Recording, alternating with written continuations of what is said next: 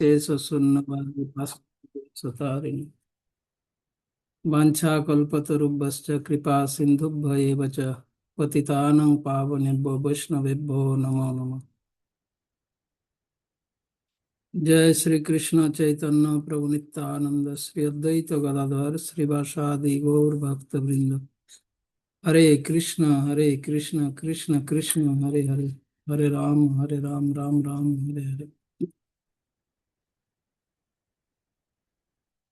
तो आज हम श्लोक संख्या 8 से पढ़ेंगे।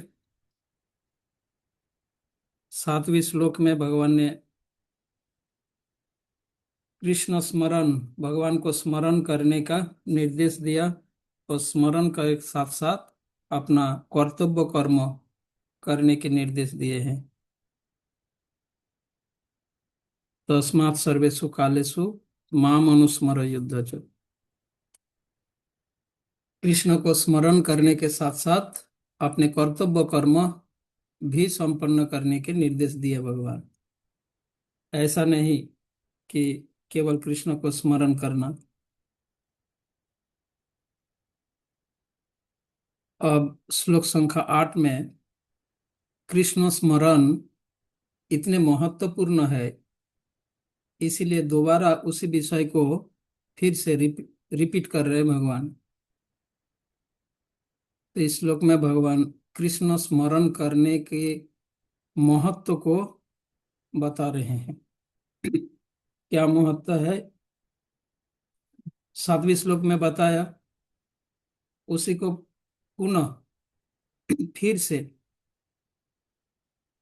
बता रहे हैं, क्योंकि ये बहुत ही सबसे महत्वपूर्ण विषय जीवों के लिए, इस भौतिक संसार में बद्ध जीवात्माओं के लिए कृष्ण स्मरण सबसे महत्वपूर्ण कार्य। तो इसलिए 8वें श्लोक में और निश्चय करने के लिए 7वें श्लोक में कहा कि तुम मुझे निश्चित रूप से प्राप्त करोगे। मैं जब तुम्हारे मन और बुद्धि, मेरे स्मरण के द्वारा तुम्हारा मन और बुद्धि मुझ में अर्पित होगा तो तुम मुझे प्राप्त करोगे। अब 8वें श्लोक में भगवान बताते हैं, अभ्यास योग युक्तेन चेतसा नन्नगामिना परमं पुरुषं दिव्यम याति पार्थ अनुचिंतयन्। तो 7वें श्लोक में जो भगवान ने कहा कि कैसे हमें स्मरण करना है, कैसे स्मरण करना है बताया। हम 3 प्रकार के कर्म करते हैं। कुछ कर्म शारीरिक रूप से, कुछ मानसिक रूप से और कुछ बौद्धिक रूप से कार्य करते हैं। तो 3 प्रकार से कर्तव्य कर्म का हम अनुष्ठान करते हैं। कुछ कर्तव्य कर्म का पालन हम शरीर के द्वारा, शरीर इंद्रियों के द्वारा, तो कुछ कर्तव्य कर्मों का पालन हम मानसिक रूप से कर्तव्य कर्म का पालन करते हैं, और कुछ कर्म करते हैं हम बुद्धि के द्वारा।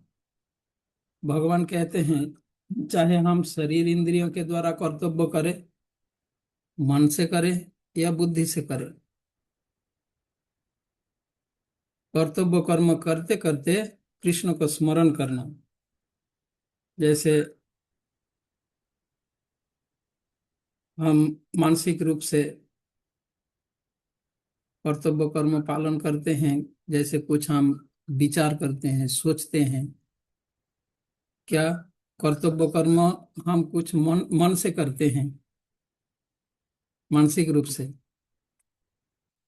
जिस प्रकार कोई व्यक्ति अपने परिवार पालन पोषण के लिए वो सोचता है क्या करे, बच्चों के लिए क्या करे, हाँ इसके लिए क्या करे, वो के लिए इसके क्या करे, मानसिक रूप से कर्म करते हैं। तो भगवान का कहना यह है कि मन, शरीर और बुद्धि से संपन्न किए गए कर्मों में कृष्ण को स्मरण करना। तो ऐसे सिचुएशन में हमें हरे कृष्ण महामंत्र कीर्तन करते हुए यह सोचना चाहिए, जो मानसिक कर्म है ऐसे शारीरिक कर्म करते समय भी हरे कृष्ण महामंत्र कीर्तन करते हुए, भगवान को स्मरण करते हुए शारीरिक कर्म भी करना है और बौद्धिक कर्म भी करना है। इसका परिणाम क्या होगा, भगवान बताते हैं, जब इस प्रकार से जब मन बुद्धि और शरीर मन बुद्धि, इंद्रिय शरीर मन बुद्धि श्री कृष्ण में अर्पित होगा और तब कृष्ण को प्राप्त होंगे।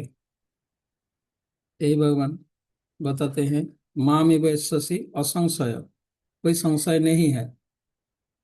अब 8वें श्लोक में भगवान बताते हैं, पर यह कार्य करना ऐसा नहीं कि चलो करेंगे और करना शुरू कर दिया और हो जाएगा, नहीं होगा। इतना सरल सरल तो है पर इतना आसान नहीं है। शारीरिक मानसिक और बौद्धिक रूप से कृष्ण का स्मरण करते हुए कार्य करना सरल तरीका तो है पर आसान नहीं है।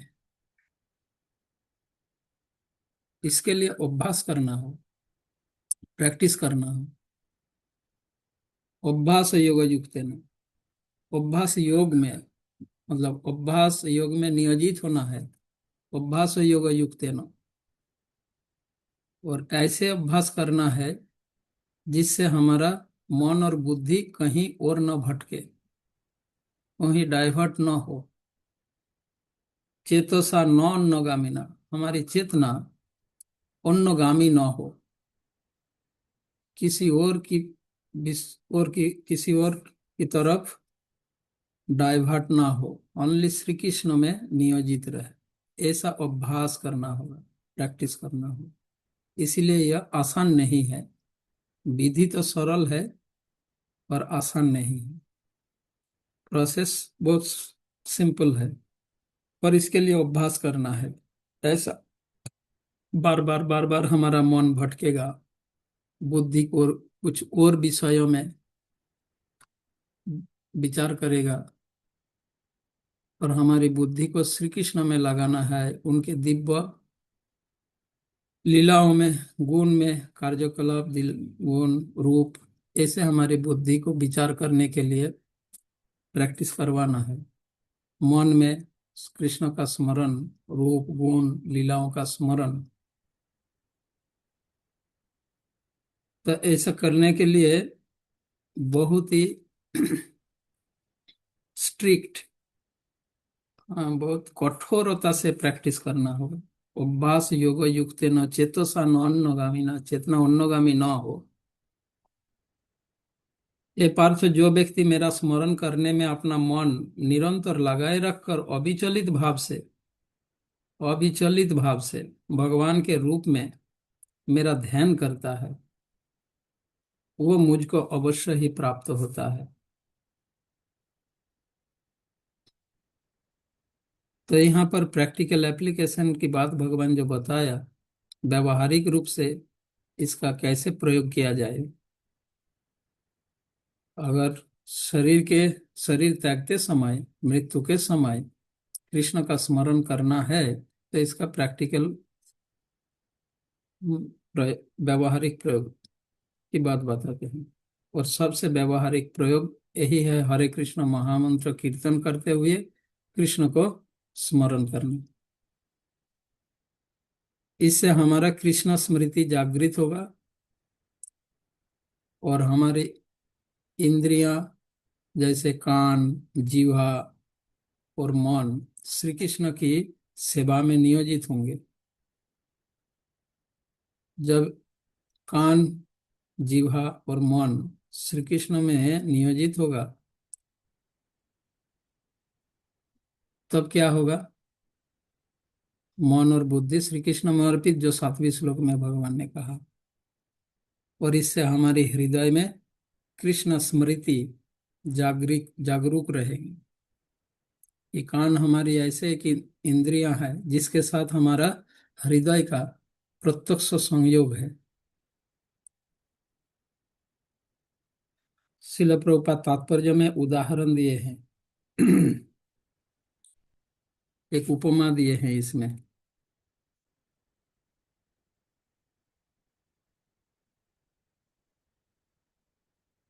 तितली प्राय उस एक प्रकार के कीट का दृष्टांत दिया जाता है जो तितली बनना चाहता है और वह इसी जीवन में तितली बन जाता है। इसी प्रकार यदि हम निरंतर कृष्ण का चिंतन करते रहें, तो यह निश्चित है कि हम जीवन के अंत में कृष्ण जैसा शरीर प्राप्त कर सकेंगे। ये तितली की उपमा दिए है। तो इस श्लोक के तात्पर्य में श्रील प्रभुपाद ये बताते हैं, इस सबसे इफेक्टिव हरे कृष्ण महामंत्र कीर्तन करते कृष्ण को स्मरण करने का जो प्रोसेस, ये सबसे इफेक्टिव प्रभावशाली उपाय है। और उपमा दिए हैं, तितली का उपमा दिए हैं। कृष्ण एक व्यक्ति है और भोक्ता है। वो ओनली वन एंजॉयर, केवल मात्र कृष्ण परमेश्वर प्रकृत वास्तविक भोक्ता एंजॉयर कृष्ण है। जीव भोक्ता नहीं है। जीव भगवान के तटस्थ शक्ति है, अर्थात जीव भगवान के भोग्य है। जीव भोक्ता नहीं है। इसीलिए जीव यदि भोग वासना करे तो क्या होगा, उनका पतन निश्चित होगा। रसगुल्ला अगर खुद सोचे मैं अपना टेस्ट लूंगा, रसगुल्ला अपना टेस्ट नहीं ले सकता। रसगुल्ला के बनाने वाला, खाने वाला उसका टेस्ट ले सकता है। तो उसी प्रकार जीव भोक्ता नहीं बन सकता, वो भोग्य है। तो इस प्रकार से जब कोई रियलाइज करेगा कि मैं भोक्ता नहीं हूँ, मैं भगवान के भोग्य हूँ, भगवान के सेवक हूँ, ये प्रकृति भगवान के, मैं प्रकृति के भोक्ता नहीं हूँ, प्रकृति भगवान के भोग्य है। और हम भी प्रकृति ही है, हम भी भगवान की शक्ति ही है। हम स्वयं को पुरुष समझ बैठते हैं, हम पुरुष नहीं हैं, हम प्रकृति है। जीव तटस्थ शक्ति प्रकृति है, भोक्ता तो पुरुष होते हैं। तो ऐसा जीव तटस्थ शक्ति होने के कारण उनमें भोक्ता भाव आ जाता है। अगर तटस्थ शक्ति नहीं होता तो भोक्ता भाव आने का प्रश्न ही नहीं उठता।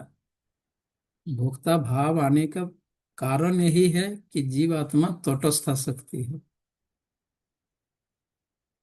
ठीक है। तो यही दुरुपयोग, वह शक्ति है पर चेतन होने के कारण, और शक्ति है और चेतन है, जड़ नहीं।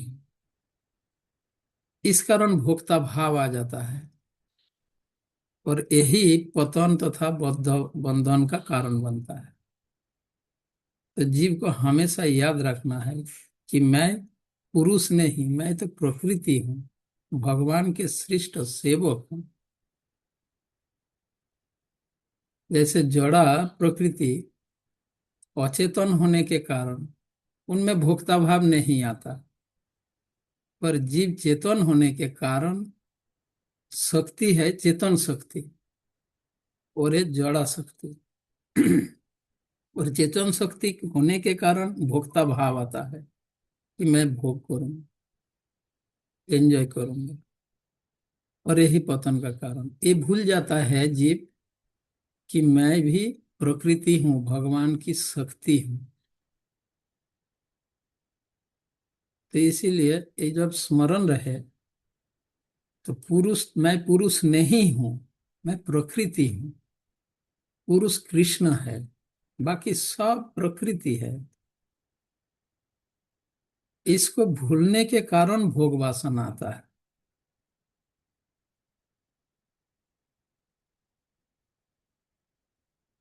इसलिए हृदय में विराजमान परमात्मा का ध्यान, स्मरण, कि पुरुष जो है वो मेरे हृदय में बैठे हैं, वो भगवान कृष्ण है, अंतर्यामी है।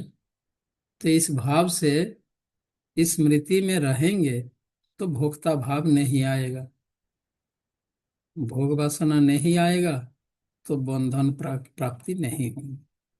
यही मुख्य शिक्षा है। अब श्लोक संख्या 9 से 13 तक भगवान ध्यान योग के माध्यम से कृष्ण स्मरण करना कैसे किया जाए, अर्थात योग मिश्रा भक्ति का व्याख्या कर रहे हैं। ध्यान योग के माध्यम से कृष्ण स्मरण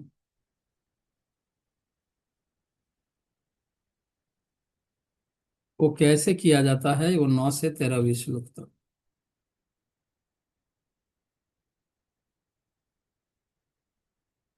जितेंद्रिय व्यक्ति योग में नियोजित होता है, योगी होते हैं। अब वो ध्यान योगी हो, ज्ञान योगी हो या भक्ति योगी। तो ध्यान योग के माध्यम से कृष्ण स्मरण कैसे किया जाता है, इसका डिटेलिंग व्याख्या कर रहे हैं, जो 9 से 13 तक है। इसमें भगवान ये बताते हैं, जब कोई योगी योग साधना के द्वारा मन को श्री कृष्ण के दिव्य गुणों में, प्राकृतिक दिव्य गुणों में अपने मन को नियोजित करता है, कठोर योग अनुशीलन के माध्यम से जब योगी अपने मन को श्री कृष्ण के गुणों में नियोजित करता है, और ऐसे मन को नियोजित रखते हुए अगर शरीर त्याग देगा तो श्री कृष्ण के पास वापस जाएगा, श्री कृष्ण को प्राप्त करेगा। दूसरे शब्दों में कहा जाए, ध्यान योगी श्री कृष्ण को स्मरण करने के माध्यम से, स्मरण के द्वारा वो अपना ध्यान योग अनुशीलन करे तो कृष्ण को प्राप्त करेंगे। तो कृष्ण के गुणों को, दिव्य गुणों को स्मरण करने के लिए कहा जा रहा है। जब योगी अपने मन को श्री कृष्ण के गुणों में लगाएंगे, इसका अर्थ यह होता है कि जब श्री कृष्ण के गुणों में नियोजित करने का अर्थ यही होता है, तो कृष्ण एक व्यक्ति है, उनके व्यक्तित्व को अस्वीकार करके ध्यान नहीं किया जा सकता। तो मायावादी, निराकारवादी, मायावादी जो भगवान को जो क्या समझते हैं, निराकार, तो निराकार का ध्यान कैसे करें? ध्यान के लिए निर्देश है भगवान के रूप और गुणों का चिंतन कर। जिसका कोई आकार ही नहीं है तो रूप का क्या ध्यान करेगा, या जिसका कोई आकार ही नहीं उनका गुण भी क्या होगा। तो रूप और गुण की बात जब बताया जा रहा है तो निश्चित उनका वो एक पर्सन है, व्यक्तित्व है, उनका पर्सनालिटी है। श्रील प्रभुपाद इन श्लोकों के तात्पर्य में यह व्याख्या किए हैं कि कृष्ण कोई निराकार परम तत्व, परम सत्व भगवान निराकार वस्तु नहीं है। अगर निराकार होता तो योगी किसका ध्यान करेगा? शून्य का। शून्य में क्या, किस में मन लगाएगा? इसमें मन लगाने के लिए उसका रूप होना चाहिए। बिना रूप का ध्यान कैसे करेगा? और उनका गुण होना चाहिए, किस गुण में ध्यान करेंगे, चिंतन करेंगे। तो बिना और रूप गुण के ध्यान संभव नहीं है। तो ये 9 से 13वीं श्लोक में जो भगवान बता रहे हैं, भगवान के 10 गुण विशेषताओं का उल्लेख करते हैं भगवान 9वें श्लोक में। इन 9वें श्लोक में भगवान के 10 गुण विशेषताओं का उल्लेख हुआ है।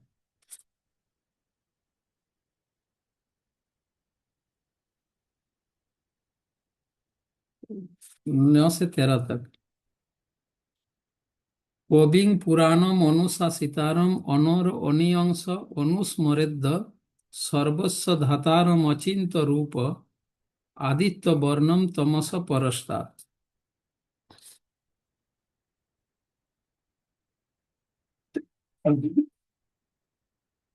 मनुष्य को चाहिए कि परम पुरुष का ध्यान सर्वज्ञ, पुरातन,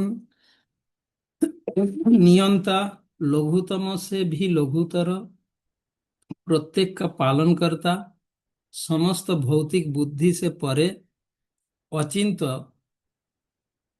तथा नित्य पुरुष के रूप में करे। कितना है? 10 है ना? सर्वज्ञ, पुरातन, नियंता 3 हो गया, लघुतम से लघुतर 4, पालन करता 5, भौतिक बुद्धि से परे 6, अचिंतनीय 7, नित्य पुरुष 8। क्या क्या हुआ? 8 हुआ। तो 9 और 10 उन श्लोक आगे के श्लोकों में होंगे। पुरुषम, पुरुष एक हो गया। और ज्योतिर्मय आगे के श्लोकों में आएगा। आदित्य वर्णम। आदित्य वर्ण, ज्योतिष ज्योतिर्मय। और दिव्य पश्चात हाँ, पश्चात। मतलब भौतिक प्रकृति से परे, दिव्य। तेजवान और भौतिक प्रकृति से परे। तो इस प्रकार इस श्लोक में 10 गुण विशेषताओं का उल्लेख हुआ है। इन गुण विशेषताओं में मन को नियोजित रखने का निर्देश दे रहे हैं भगवान।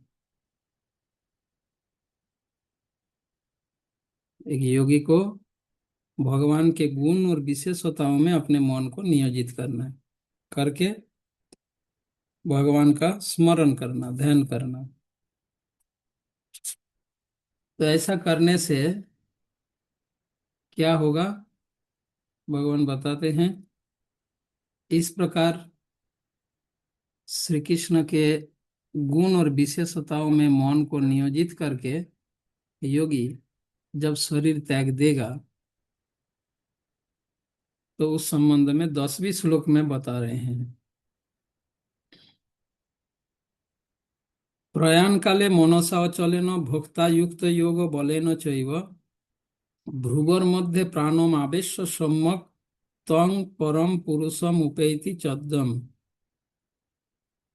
सतंग परम पुरुषम उपेति चद्दम। मृत्यु के समय जो व्यक्ति अपने प्राण को भुएं के मध्य स्थिर कर लेता है और योग शक्ति के द्वारा, ये योग अनुशीलन का प्रोसेस दिया, ऐसे योग अनुशीलन करते करते जब मृत्यु का समय आएगा, शरीर त्यागते समय क्या करेंगे? प्रयाण काले, मृत्यु के समय योग अनुशीलन ध्यान योग के माध्यम से कैसे कृष्ण स्मरण करना है बताया 9वें श्लोक।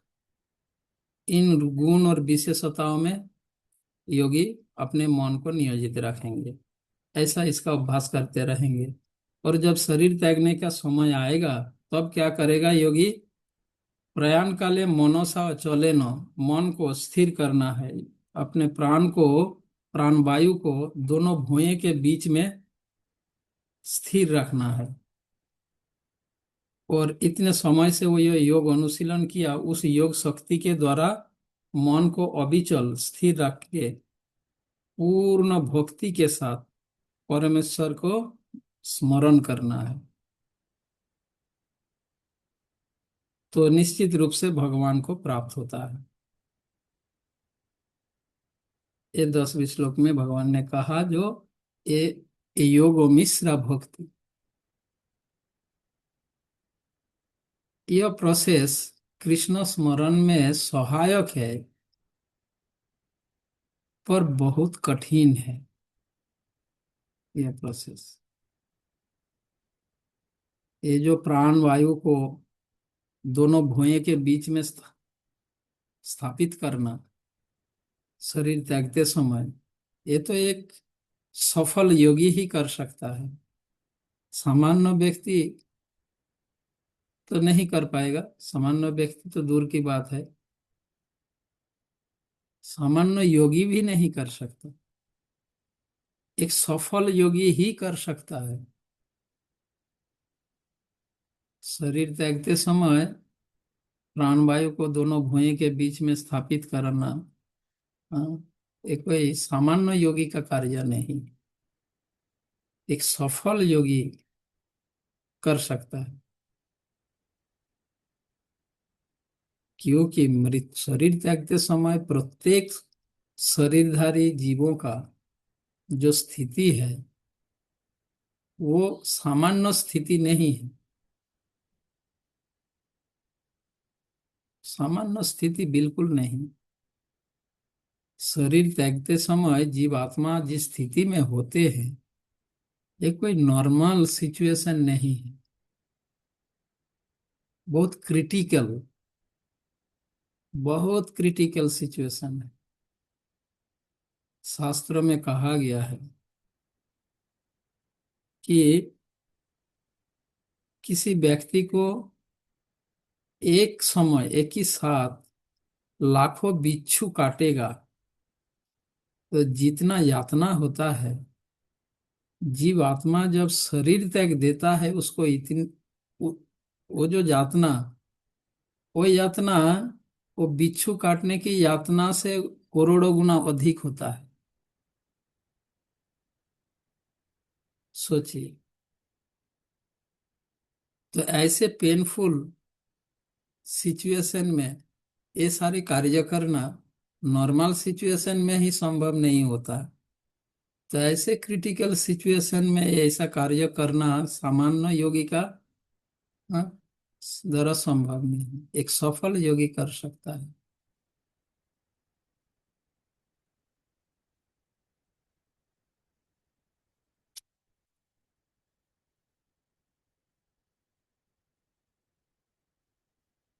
यदक्षरं वेदो विदो वदन्ति विसन्ति यद यतयो वीतरागा यदिच्छन्तो ब्रह्मचर्यं चरन्ति तत्ते पदम संग्रहेण प्रवक्ष्ये। जो वेदों के ज्ञाता है, जो ओंकार का उच्चारण करते हैं और जो सन्यास आश्रम के बड़े बड़े मुनि है, वे ब्रह्म में प्रवेश करते हैं। ऐसी सिद्धि की इच्छा करने वाले ब्रह्मचर्य व्रत का अभ्यास करते हैं। अब मैं तुम्हें वो विधि बताऊंगा जिससे कोई भी व्यक्ति मुक्ति लाभ कर सकता है। तो 11वें श्लोक में भगवान ये बताते हैं कि जो लोग ज्ञान योग अनुशीलन करता है, ध्यान योग के लिए बताया कैसे कृष्ण स्मरण, ध्यान योग के द्वारा कृष्ण स्मरण कैसे करना है, और अंतिम में शरीर त्यागते समय वो कृष्ण को कैसे प्राप्त करेगा। अब ज्ञान योग अनुशीलनकारी की बात बताया। ज्ञान योग अनुशीलनकारी योगी, जितेंद्रिय योगी कैसे कृष्ण स्मरण करेंगे और अंत में कृष्ण को कैसे प्राप्त करेंगे। ये विधि 11वें श्लोक, 11 और 12।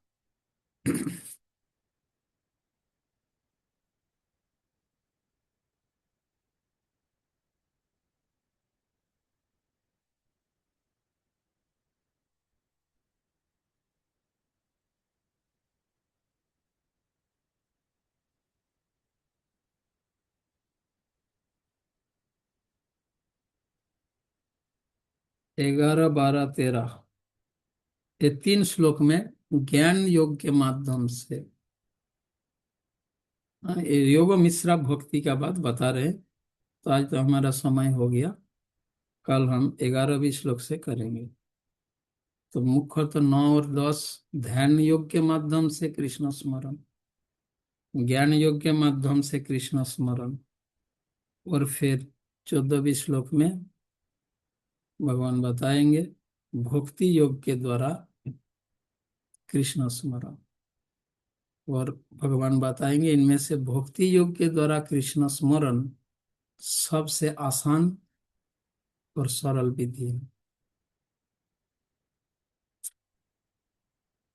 हरे कृष्ण।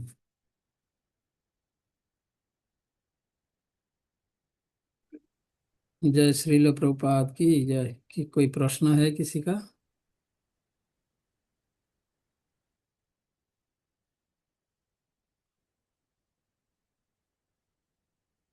हरे कृष्णा प्रभु जी, दंडवत प्रणाम प्रभु जी। प्रभु जी, मेरा प्रश्न ये है प्रभु जी, ये ओंकार का जो उच्चारण है, इसके बारे में प्रभु जी, इसके बारे इसका में अभी तक हुआ क्या नहीं। महत्व है इसको? अगले दिन होगा। ओंकार उच्चारण की बात आया नहीं था अभी तक। 11वीं श्लोक से हो।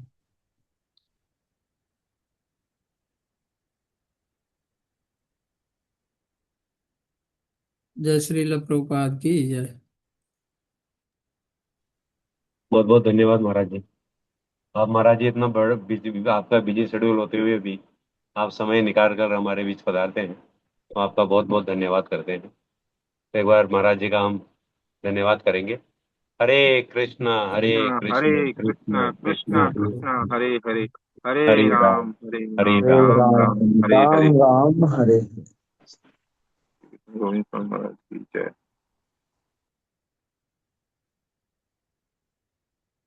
हरे कृष्णा प्रभु जी। हरे कृष्णा।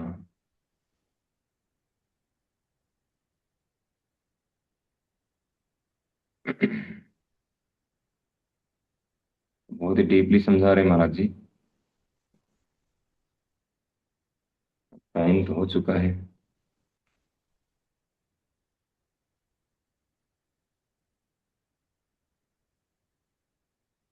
हम्म,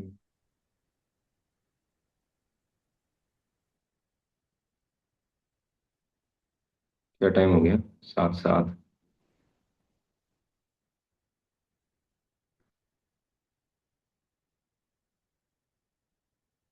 बाबा तुम एक श्लोक लें या क्या करें? ले लीजिए प्रभु।